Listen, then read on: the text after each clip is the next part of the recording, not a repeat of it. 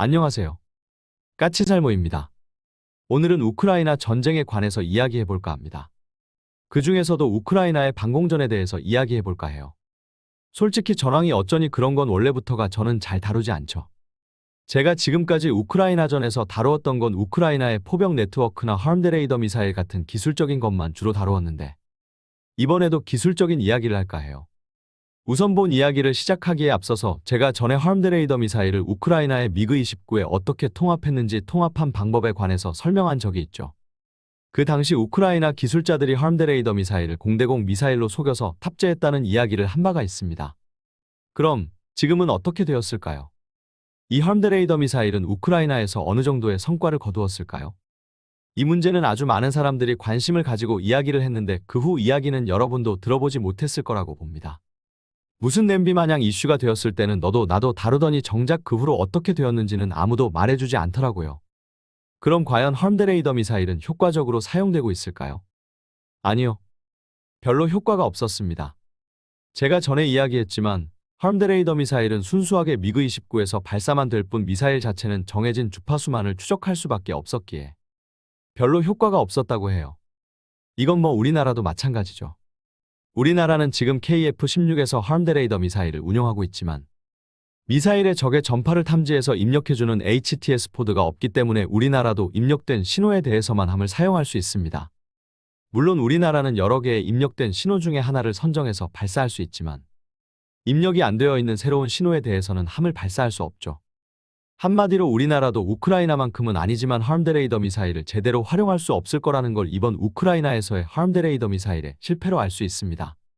그리고 그렇기에 더욱더 KF-21과 국산대 레이더 미사일이 중요하다는 걸 뼈저리게 알 수 있는 것 아닌가 합니다. 하름드 레이더 미사일 이야기는 이 정도만 하고요. 우크라이나 방공전에 대해서 본격적으로 이야기해 보도록 하죠. 이번 우크라이나의 방공전에서 러시아는 각종 순항미사일과 함께 이란으로부터 제공받은 샤헤드 136 무인기로 공격하고 있습니다. 그에 반해서 우크라이나는 나삼스와 독일이 제공한 IRIS-T SLM과 그리고 원래 우크라이나가 가지고 있던 S-300으로 요격을 하고 있는데요. 이 중에서 가장 큰 활약을 보인 건 나삼스입니다. 나삼스는 지금까지 요격 성공률 100%라는 경이적인 요격 성공률을 보이고 있습니다. 그러나 나삼스는 이미 문제점을 보이고 있어요.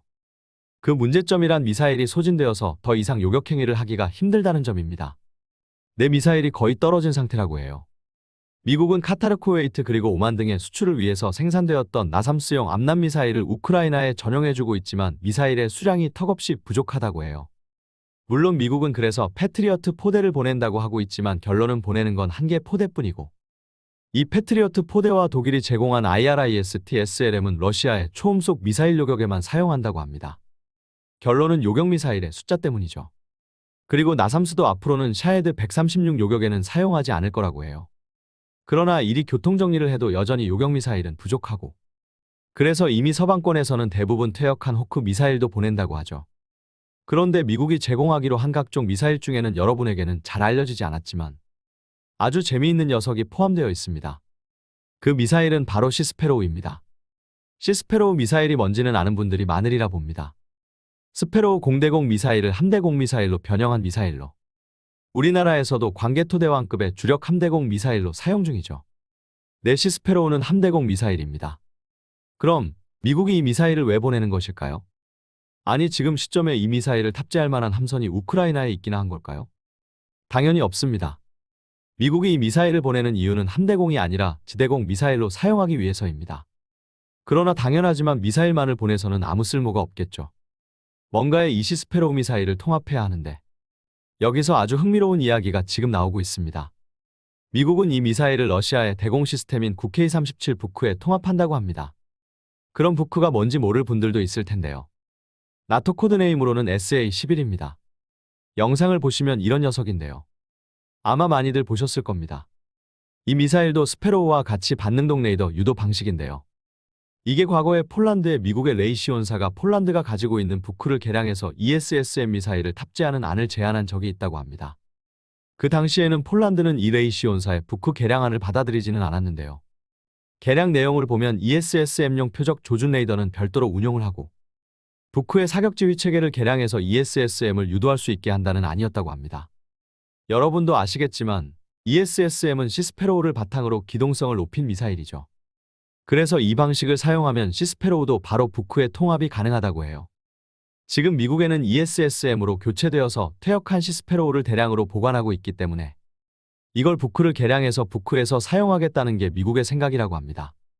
여러분도 아시겠지만 시스페로우라는 미사일이 함대공 미사일로 적의 대한미사일을 요격하는 용도이기 때문에 러시아의 순항미사일을 요격하는 용도로 사용하겠다는 겁니다. 그럼 순항미사일은 이리 요격을 한다고 하고 이란의 샤헤드 136 자폭형 무인기는 어떻게 할까요? 지금 말한 미사일들도 다 요격이 가능하지만 이런 미사일로는 수량이 부족해서 요격을 포기했다고 제가 이미 이야기해드렸죠. 그러나 그렇다고 요격을 안 하겠다는 건 아니고요. 현재는 독일 등에서 제공한 게파트 대공포와 미국 등에서 제공한 스팅어 미사일로 막고 있다고 합니다. 그러나 게파트는 아주 효과적으로 요격을 하고 있지만 스팅어는 아주 저조한 성적을 거두고 있다고 해요. 여기서 알아야 할 건 지금 우크라이나에 제공된 게파트는 그리 뛰어난 물건이 아닙니다. 이 녀석은 이미 독일로부터 퇴역한 구식병기로 당연하지만 전방 확산탄도 적용되어 있지 않고 그리고 에이사 레이더도 없습니다. 결론은 우리 비호에 비해서 뛰어난 면이 없는 구식 무기라는 겁니다. 그럼 우리 비호는 이번에 북한 무인기를 저지하지 못했는데 게파트는 데 활약을 하고 있을까요? 그건 샤헤드 136이 북한이 보낸 무인기보다 더 크기 때문입니다. 샤헤드 136은 전장 3.5m에 전폭 2.5m로 북한이 보낸 무인기보다 훨씬 크기 때문에 A사 방식이 아닌 게파트의 레이더로도 탐지하는 데 그리 어려움이 없습니다. 그리고 속도도 최대 185km 정도밖에 안 되어서 게파트의 대공포가 전방 확산탄이 아니라고 해도 요격하는 데 어려움이 없었고요. 그에 반해서 스팅어 미사일은 아주 저조한 성적을 보인 것으로 보입니다. 그래서 미국이 샤헤드 136을 요격하기 위해서 보낸다고 하는 게 어벤져입니다. 이상하죠? 스팅어가 이런 자폭형 무인기 요격에 적합하지 않다면서 스팅어 미사일을 요격 미사일로 사용하는 어벤져를 보낸다니 말이죠. 참고로 어벤져가 뭔지 모를 분들을 위해서 설명하자면 험비 차량의 스팅어 발사기와 12.7mm 기관총을 조합한 미 육군의 야전방공 시스템입니다. 그럼 미군은 왜 이런 결정을 한 것일까요? 결정적으로 스팅어가 활약을 못한 건 짧은 조준기회 때문이라고 생각해서입니다. 스팅어는 열추적 미사일이고 열추적 미사일은 미사일을 조준하고 발사하기 전에 적외선 시커를 냉각시켜야 합니다.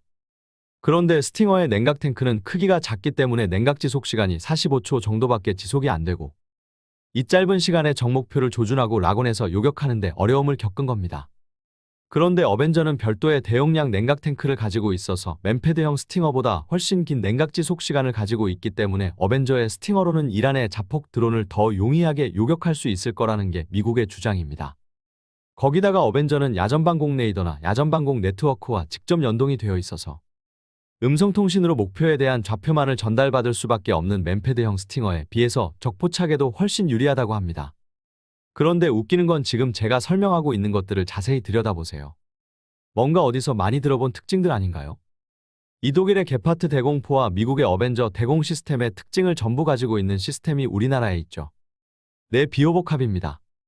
비호복합의 30mm 포화 그리고 비호복합에 달린 신궁은 바로 이 두 가지 무기의 특징을 전부 가지고 있습니다.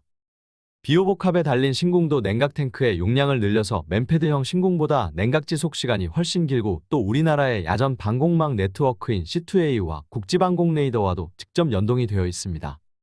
솔직히 저도 이 내용들을 보면서 느낀 건데 이 내용대로라면 게파트나 미국의 어벤져보다 우리 비호복합이 이란의 샤헤드 136을 요격하는데 더 적합하겠다고 하는 생각이 들더라고요. 솔직히 저도 좀 놀랐습니다. 아마 그러면 북한은 이란보다 작은 드론을 보냈고 자폭 드론도 작은 걸 사용하겠지 하고 생각을 하실 수 있을 거예요. 그런데 문제는 그리하면 드론에 탑재되는 탄두의 용량도 줄어듭니다. 저번에 북한이 보낸 정도의 무인기라면 탑재할 수 있는 탄두 중량이 극히 적을 수밖에는 없어요. 실제로 이란의 샤헤드 136도 북한의 무인기보다는 훨씬 크지만 탄두 중량이 36kg밖에 안 되어서 러시아의 순항미사일에 비해서 피해가 훨씬 작다고 합니다. 그래서 요격 우선순위에서도 밀려서 야전방공망으로만 요격하는 거라고 하고요. 그럼 당연히 북한도 탄두 중량을 늘리려면 무인기의 크기도 커져야 하는 건 너무 당연한 겁니다. 그래서 북한이 자폭형 무인기를 보낸다면 최소 이란의 샤헤드 136과 비슷하거나 더 클 수밖에는 없고 그런 목표에 대해서는 우리 비호복합이 아주 효과적인 야전방공망이라는 게 이번 우크라이나의 방공전을 통해서 알 수 있는 겁니다. 솔직히 이번 우크라이나의 방공전을 보면서 만일 우리나라의 방공망을 그대로 이 전장에 적용한다면 상대적으로 우리나라에서는 성능이 떨어진다고 무시되었던 천마나 비오 같은 무기들도 상당히 효과적이겠다는 생각이 아주 강하게 들었습니다. 여러분은 어떻게 생각들 하시나요? 이상 영상 봐주셔서 감사합니다.